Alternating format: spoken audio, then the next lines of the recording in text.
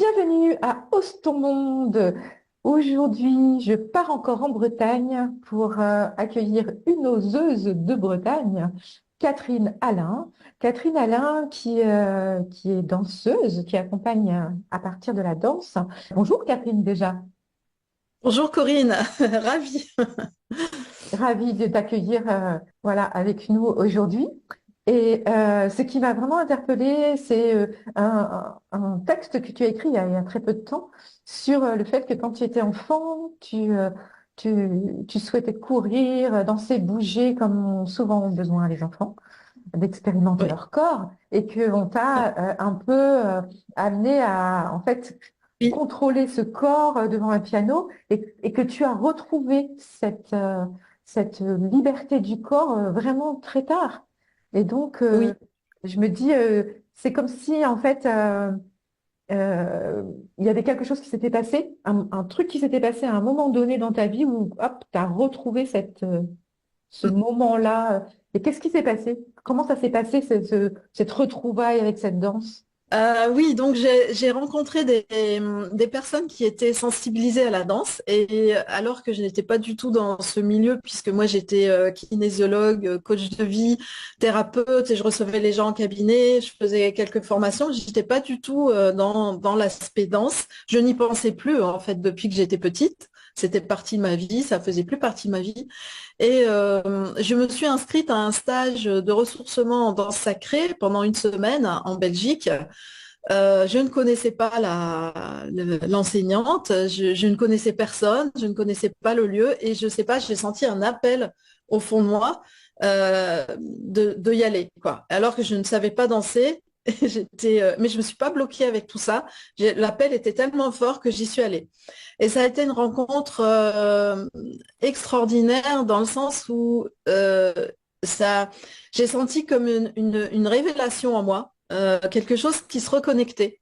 Au niveau de mon âme, au niveau de vraiment la profondeur de mon être, de rencontrer ces danses, de rencontrer cette enseignante aussi qui est très particulière et avec qui on a eu des contacts d'âme très forts.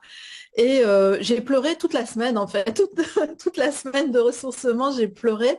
Non pas pleurer de chagrin, mais pleurer plutôt d'une ouverture, d'une reconnaissance de qui j'étais, finalement, à travers ça.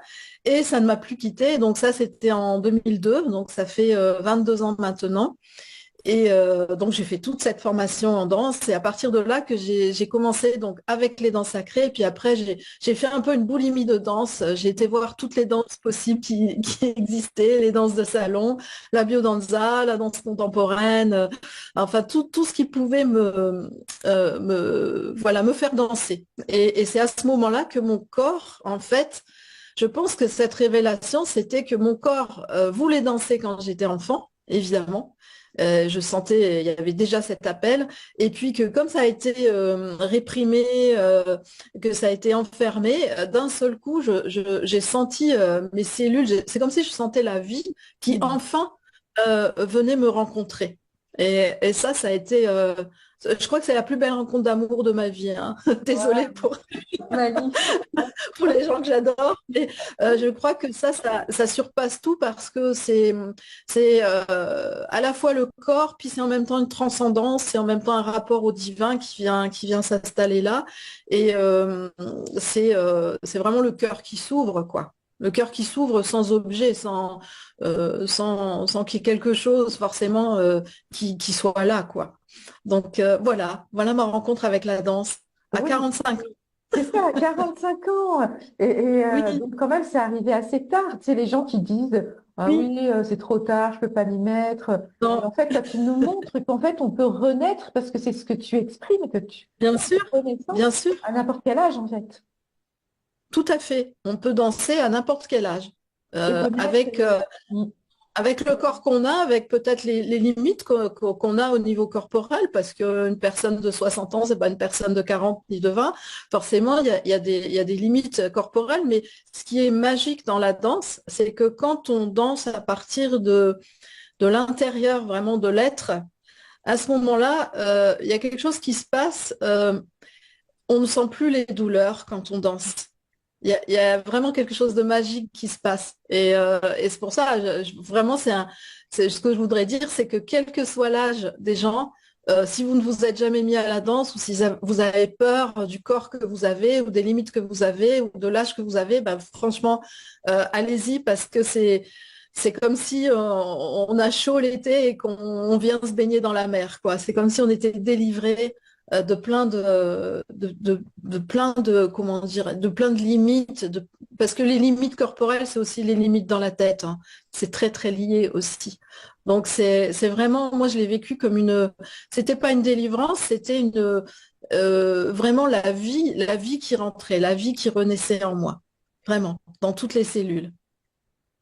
Ce que j'entends, alors tu vas me dire si c'est juste, hein. Ce que j'entends Oui. à travers ce que tu dis, c'est que en découvrant et en entrant pleinement dans ton corps, tout à coup, tu acceptais l'incarnation, la matière, tu l'épousais totalement. Et Eh que ben tout oui, il y a quelque accueillait la chose vie. de ça. Mm. Voilà, il y a quelque chose de ça. Parce que moi j'ai découvert les danses sacrées, donc il y avait le côté spirituel, mais en même temps on travaillait beaucoup l'ancrage, etc. Donc on peut pas. En fait, dans les danses sacrées, il y a un symbole que j'aime beaucoup, c'est la croix. Et la croix représente l'axe vertical, donc de la terre vers le ciel, du ciel vers la terre, c'est-à-dire qui nous relie à plus grand que nous. Et puis, il y a l'axe horizontal avec les bras qui nous relie avec les autres, donc à l'humanité et à la manifestation de notre être sur la Terre. Mm. Et ces deux axes se croisent au niveau du cœur. Donc, Mm. c'est pas un hasard non plus. Donc, ça veut dire que si je suis dans mon cœur, je suis au centre de ces deux axes, et je suis à ma place. Donc oui, il y a cette incarnation qui est là, qui revient, il y a le cœur qui s'ouvre, il y a les autres, donc là, tout ce qui est l'aspect relationnel que j'aime beaucoup travailler dans la danse, que j'aime beaucoup transmettre, amener les personnes à pacifier leurs relations et à être bien dans leurs relations et bien dans leur relation à elles-mêmes déjà. Et puis il y a cet aspect aussi de reliance au divin. Donc, il y avait tout là-dedans. Et après, j'ai travaillé les axes, les différents axes plus profondément dans mes recherches personnelles à travers d'autres danses, d'autres types de danses. Donc toi, tu danses Voilà. toujours à fond. Tu passes ta vie à danser. Alors, ben non, je danse pas toujours à fond parce que il y a tellement de choses qui me passionnent et donc aujourd'hui, j'ai beaucoup dansé, c'est vrai, mais aujourd'hui, je fais danser les autres. Je suis dans un chemin de transmission qui me plaît, mais enfin, plaire, c'est même pas le mot qui convient. C'est quelque chose où je me sens vivre, où je me sens vraiment à ma place, où je me sens vraiment connectée à mon âme et connectée aux autres. Donc, je transmets beaucoup et je danse moins aujourd'hui. Mais Mm. j'ai toujours plaisir à danser, bien sûr. Magnifique. Et ce chemin vers voilà, je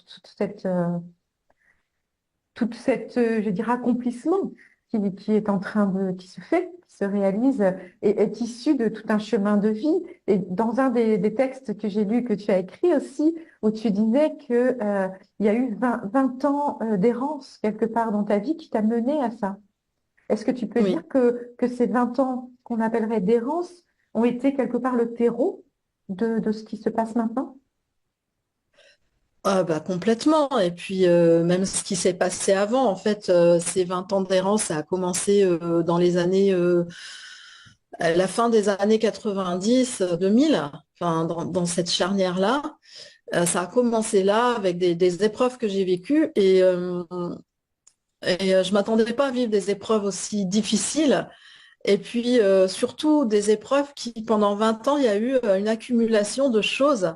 Moi, aujourd'hui, avec le recul, je dis que mon parcours a été initiatique parce que l'épreuve peut nous conduire à, d'ailleurs, je l'ai vécu, à des phases de dépression, des phases de vraiment de repli sur soi, des phases où on ne voit pas la lumière au bout du tunnel, hein, on est vraiment dedans. Et ces phases-là, il est nécessaire de les dépasser, à un moment d'aller au-delà de ça, de ne pas rester dedans, justement.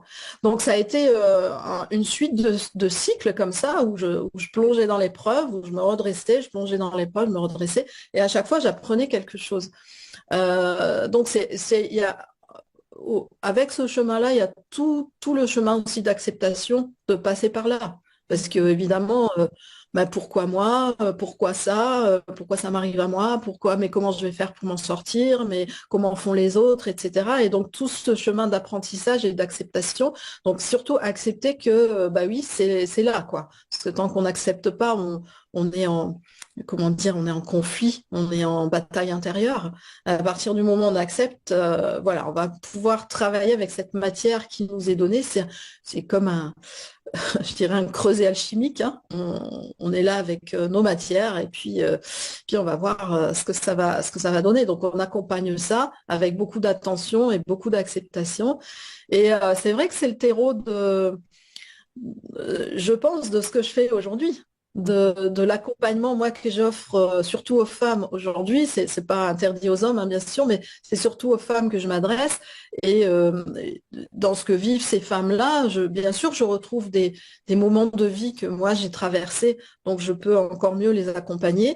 Et c'est vrai que la danse, je les ai accompagnées avant avec le coaching, la kinésiologie, mais c'est vrai que la danse, pour moi, ça donne une dimension supplémentaire et je m'appuie bien sûr sur mes connaissances, mais surtout sur mon expérience personnelle. Mm. C'est ce que je ne connais pas, je ne transmets pas. Enfin, pour moi, ça n'est pas incarné. Par contre, ce que je transmets est incarné parce que ça vient de ce que j'ai vécu. Voilà. Donc oui, À c'est travers. un terreau. Mhm. Voilà. Voilà. Et tu dirais Oui. que ces périodes qu'on dirait sombres dans le profond de soi, dans le vide, Mm. sont des périodes qui sont quelque part utiles et nécessaires d'accepter. Comme tu disais, que c'est vraiment, elles Oui, apportent quelque chose. Elles sont bien nourrissantes. sûr. Bien sûr. Oui, à partir du moment où on considère que l'épreuve va nous apporter quelque chose dans le côté sombre, justement, à partir de là, oui, bien sûr, on apprend et à partir de là, on peut s'en sortir, on peut aller vers autre chose, on découvre autre chose, ça ouvre des portes finalement. On le voit pas quand on est dans le tunnel vraiment, mais ça ouvre énormément de portes, bien sûr. Il n'y a pas que du sombre en fait dans le sombre. C'est ça que j'ai envie de dire. C'est comme Ouais, aller au fond de soi et aller vers le soi, quoi, quelque chose voilà. de très essentiel. Et il Et y a, oui. et il y a- oui, et il y a la lumière au fond de soi aussi. Dans le sombre, on rencontre la lumière. Oui, bien sûr. Mais Oui. du coup, cette danse, euh, moi j'adore danser aussi, hein, c'est vraiment chose que j'aime énormément. D'ailleurs, j'ai beaucoup d'interviews de danseuses sur ma chaîne. Et je trouve que justement la danse pour euh, aller, regarder ces états difficiles, profonds, vides, pouvoir y aller dans ces périodes-là avec la danse, euh, on dirait que ça permet peut-être de les exprimer beaucoup mieux, de mieux les voir, de mieux les incarner et de les transmuter. C'est ça. Mm. C'est ça. C'est alors il y a des personnes qui ont déjà vécu des épreuves et qui ne sont plus dans une épreuve. Et il y en a d'autres qui traversent. Et c'est vrai que bah, j'ai eu tout ce genre de personnes dans mes cours. Euh, Ça permet je dirais, un peu d'exorciser quelque chose. Alors ça peut être quelque chose au niveau du corps, par exemple une douleur, une rigidité quelque part, une tension. Ça peut être une émotion. Ça peut être l'autre jour, dans mon cours, il y a une femme je lui ai dit, mais vas-y, pousse ton émotion, mets en mouvement ton émotion. Et elle m'a dit, mais si je fais ça, je hurle. Mm. J'ai dit, tu peux hurler. Si c'est bon de hurler pour toi, tu peux hurler. Et finalement, elle a travaillé avec son corps, elle a dansé avec son corps, elle n'a pas hurlé parce que son corps, finalement, a trouvé lui-même, le corps c'est un maître, hein, il a trouvé lui-même les mouvements qui lui permettaient d'exprimer cette colère qu'elle avait à ce moment-là. Donc c'est magnifique.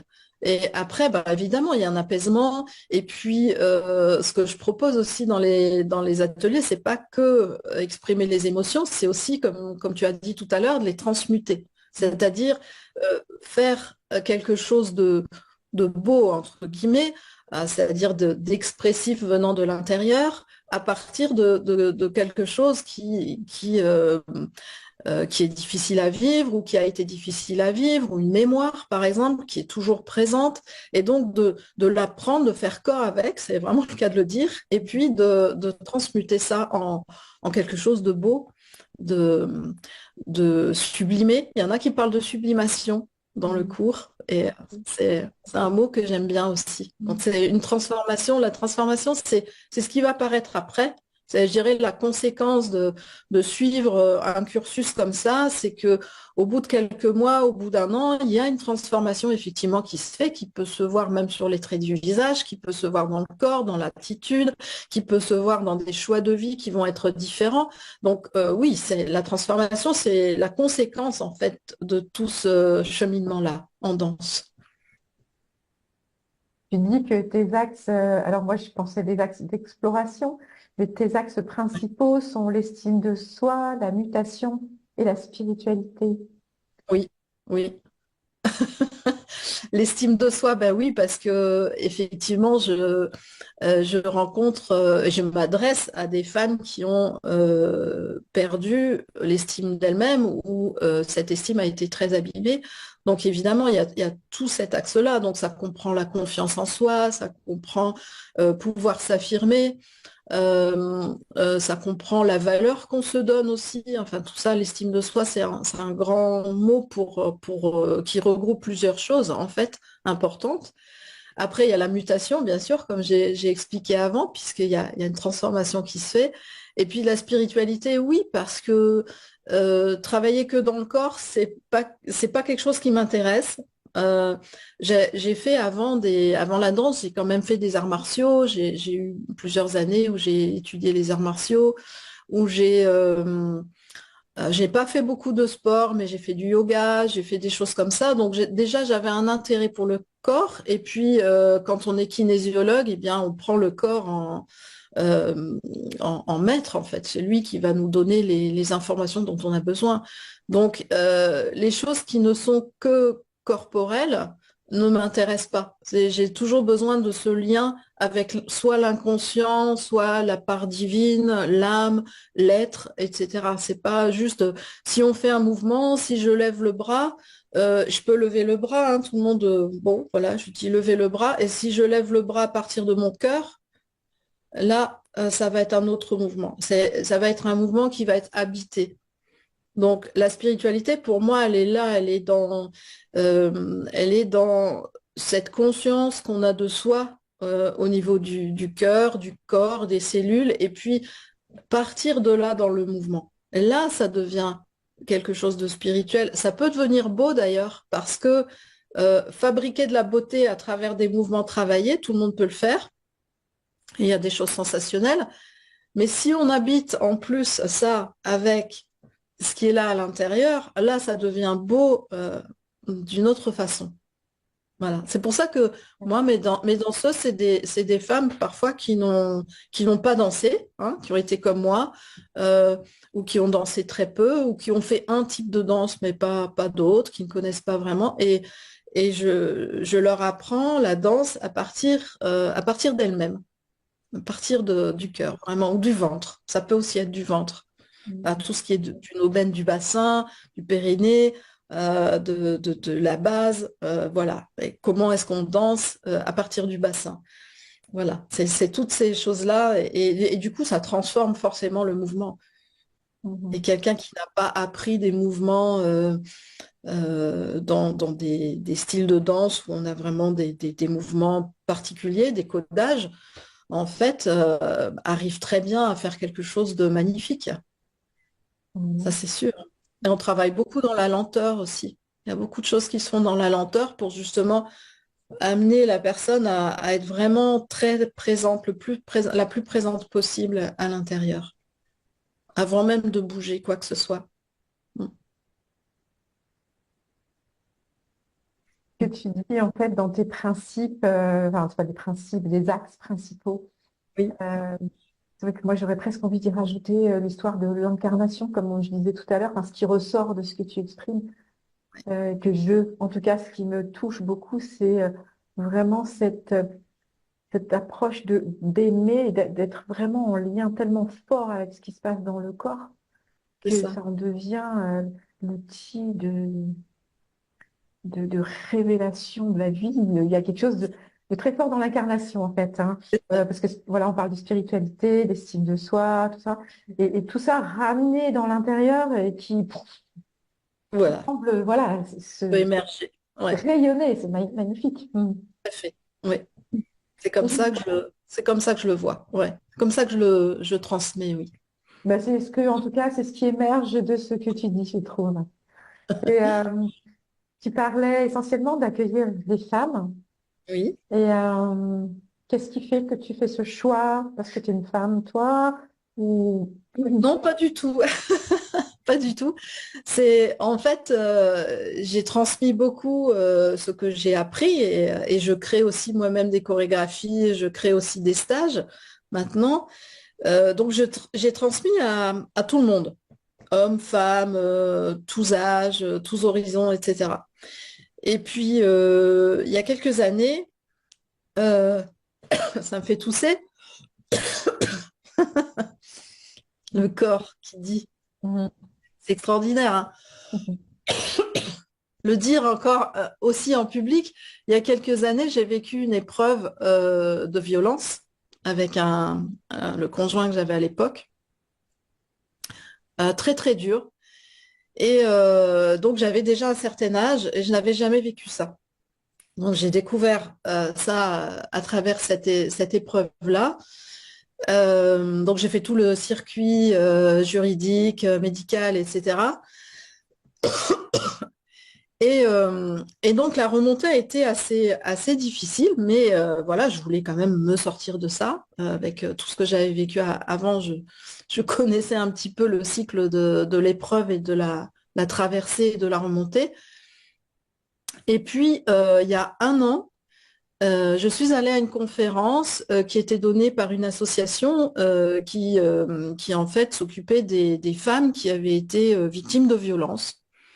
Je savais pas trop le thème de la conférence, j'y allais un peu pour sortir en fait, c'était juste pour sortir.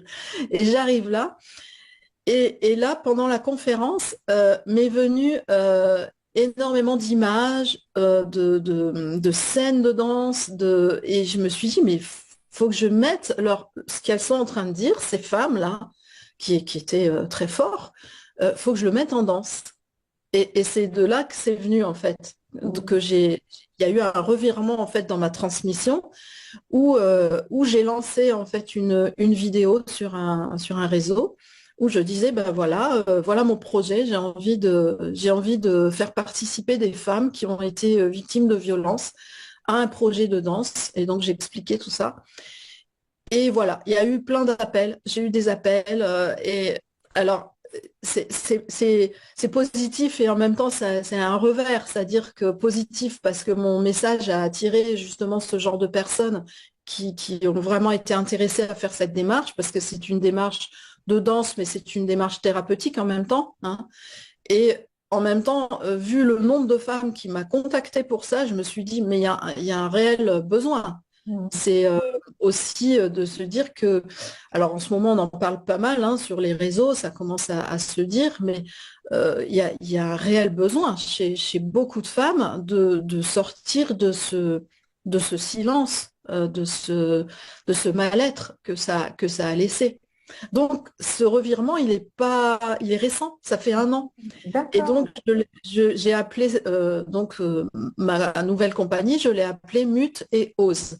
Donc, mute pour la mutation et ose pour ose, voilà, être toi, ose te montrer. Et on fait un spectacle, donc en fin d'année, et là, ça sera au mois de juin, ça sera le premier spectacle qu'on va faire. Et ces femmes, elles ont accepté non seulement de traverser toute cette année de répétition, d'apprentissage, il y a eu beaucoup d'émotions déjà, il y a eu beaucoup de choses qui se sont passées, et de se montrer sur scène. Mm. C'est encore un degré au-dessus. Et moi, je le voyais, ça. Je voyais ces femmes sur scène. Pour moi, c'était une évidence. Et voilà. Et donc, c'est là, on est au mois de mars, donc on a encore beaucoup de travail. Mais voilà, là, c'est tout à fait jouable et ça va se faire au mois de juin. Donc, À quel c'est endroit? extraordinaire. Alors ça, c'est en Bretagne, bah oui, en Bretagne, bien sûr, à Plonéour-Lanverne, dans le Finistère Sud. D'accord. Donc, c'est là qu'on va donner notre premier spectacle et on espère en avoir plusieurs. Voilà. S'il y a des endroits où on nous accueille, où il y a un public qui serait intéressé à ça, voilà, on est en train de chercher aussi d'autres points d'accueil. Mais voilà, c'est parti pour ça. Et du coup, ce revirement, ben, moi aussi, ça me parle personnellement, bien sûr, d'accompagner ces femmes, ça me fait travailler aussi par rapport à mon histoire. C'est très, très touchant. Et euh, ça, ça me donne envie d'accompagner des femmes dans cette thématique-là, mais peut-être pas pour un spectacle, peut-être juste entre nous, à 4 ou 5 femmes, ou peut-être plus, mais voilà, ça me donne envie de faire des petites incursions comme ça pour aider bah, celles qui auront envie de faire ce parcours. Voilà.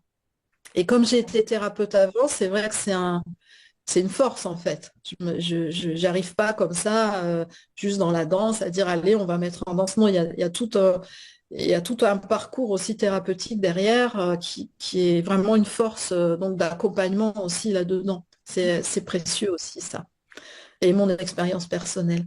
Bien Voilà. sûr. Et puis justement, peut-être cet état de thérapeute, enfin, c'est un état, mais en tout cas, cette habilité, habilité Mm. à être thérapeute permet aussi une certaine écoute. En fait, c'est C'est cette ça. écoute du corps de l'autre, de ce qui en émane, qui te permet d'aller plus loin, de Et t'accompagner oui. profondément. Cette écoute, elle est importante parce que je vais faire des propositions en danse, bien sûr. Je fais des propositions, je propose des musiques, je propose des qualités de mouvement, etc.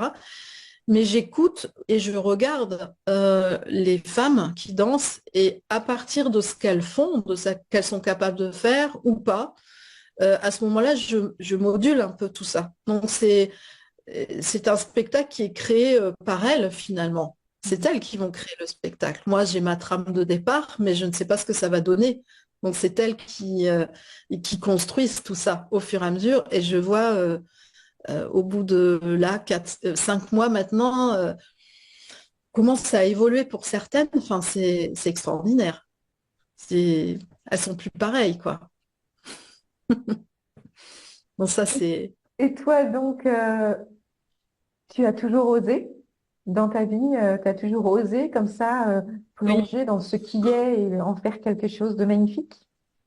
oui, parce que c'est pas quelque chose qui me pose problème. Alors, je dis pas que j'ai pas peur, hein, quand j'ose quelque chose de nouveau, ou quand j'ose rencontrer quelqu'un, ou quand j'ose parler de certaines choses. J'ai fait beaucoup de conférences, mais moi, j'étais une petite fille qui était très timide et qui se cachait sous le bureau de la maîtresse, mais ça, c'est vrai.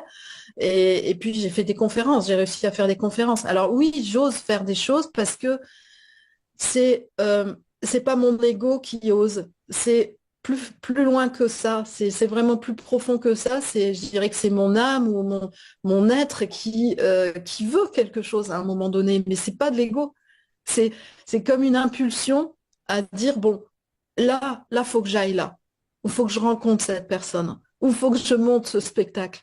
Voilà, c'est pas, j'en tire rien, même pas financièrement, ou voilà, c'est pas ça. C'est vraiment quelque chose qui est un appel à l'intérieur et c'est Mhm. comme ça que j'ose les choses dans ma vie. Et quand je veux quelque chose, oui, je l'ai. Et c'est pas des histoires de, comme tout le monde, parfois les finances sont pas là, parfois c'est le corps qui est pas là, c'est la santé, parfois c'est autre chose. Et rien ne m'arrête là-dedans parce que je me dis, si c'est l'âme qui envoie un message aussi fort, euh, ça ne peut qu'aboutir. Alors, je dis pas que j'ai toujours eu des réussites, hein, c'est pas ça. Parce que oser, c'est aussi euh, euh, accepter, enfin accepter, c'est pas tellement le mot, mais accepter que parfois la réponse de l'univers ou la réponse du monde ne sera pas celle qu'on avait peut-être espérée.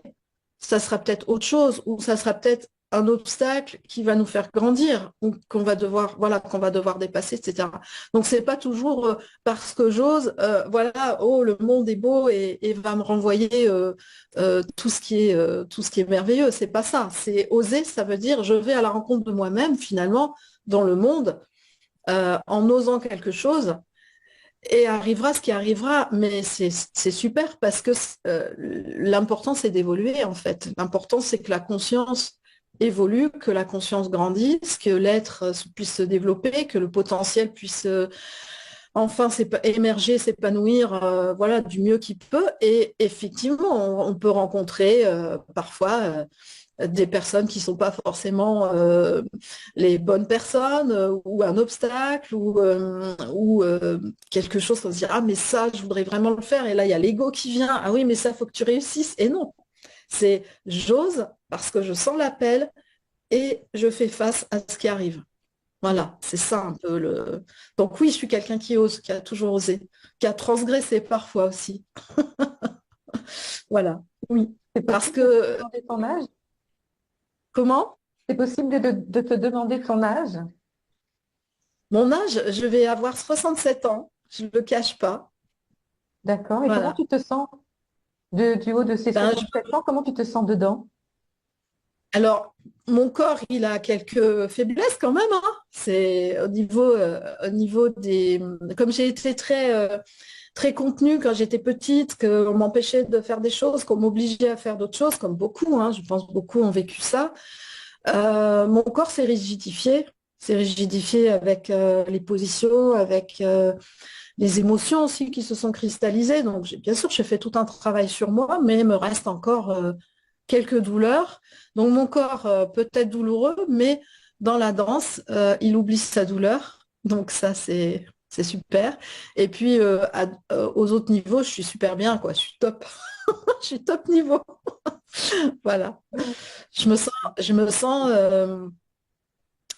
sens à ma place. Je me sens heureuse de proposer ce que je propose. Je me sens heureuse quand je peux aider quelqu'un et que quelqu'un puisse faire des choix qui sont plus judicieux dans sa vie. Et voilà, et je suis vraiment heureuse de faire ce parcours. Oui. Et c'est pas rose dans tous les secteurs de ma vie, hein. Bon, je vais pas raconter ma vie, mais c'est pas rose dans tous les secteurs de ma vie. Mais l'important, c'est l'état intérieur, en fait, qu'on essaye au jour le jour de maintenir voilà, dans une certaine paix, dans une certaine sérénité, et de faire des choses qui plaisent finalement. Parce que si on fait des choses qui plaisent pas, moi, quelque chose qui me plaît pas, je le fais pas, hein. Hmm, c'est C'est clair. un peu Qui ça, te hein. nourrissent. Hmm. Voilà, des choses qui me plaisent, qui me nourrissent, j'essaye de faire, ben, voilà, peut-être pas tout, mais voilà, que mon quotidien soit vraiment rempli de ces choses-là. Mais les choses qui me plaisent pas, alors les contraintes, il y en a toujours, donc voilà. Mais le reste, non, j'irai pas dans une direction qui ne me plaît pas. Hmm. Non, non, non.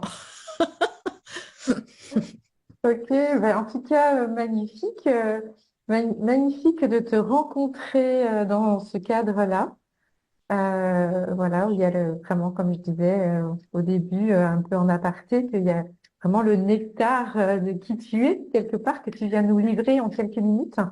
Je te remercie vraiment pour ça, voilà, Merci beaucoup. d'avoir accepté voilà, de te livrer.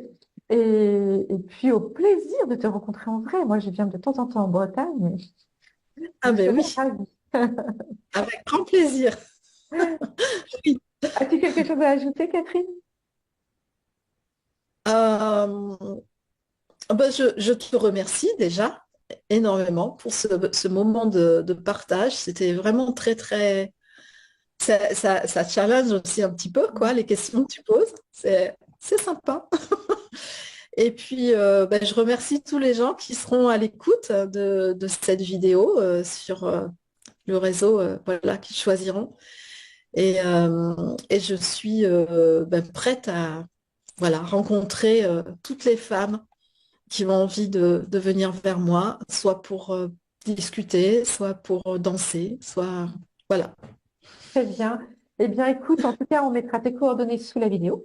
Donc, tout le monde D'accord. pourra te joindre comme il le souhaite. Merci, Catherine. Merci Corinne. À bientôt. À une prochaine.